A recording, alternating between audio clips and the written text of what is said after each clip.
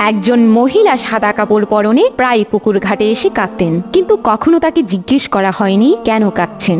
একদিন আবার ওনাকে কাঁদতে দেখে কাছে গিয়ে জিজ্ঞেস করলাম, আচ্ছা আপনি প্রায় ঘাটে এসে কাঁদেন, কিন্তু কারণটা কি বলবেন? মহিলা বলল, আমার পৃথিবীতে কেউ ছিল না আমার স্বামী ছাড়া, কিন্তু সেও আমাকে ছেড়ে না ফেরার দেশে চলে গেছেন। আমার স্বামী যখন বেঁচে ছিল তখন থেকে গত 10 বছর আমার স্বামীর একটা বদ অভ্যাস ছিল, ময়লা শার্ট খুলে বিছানায় ফেলে রাখতো। কত করে বলেছি ময়লা শার্ট ওয়াশরুমে রাখতে, আমি ধুয়ে দেব, কিন্তু হাজারবার বলা সত্ত্বেও সে বিছানায় ফেলে রাখতো। তখন রাগ হতাম, কিন্তু ও যদি আবার ফিরে আসতো আমার মৃত্যুর আগ পর্যন্ত ময়লা শার্ট বিছানা থেকে নিয়ে ধুয়ে দিতাম, কখনো কিছু বলতাম না। ওনার কথাগুলো শুনে নিজের ভাষা হারিয়ে গেল।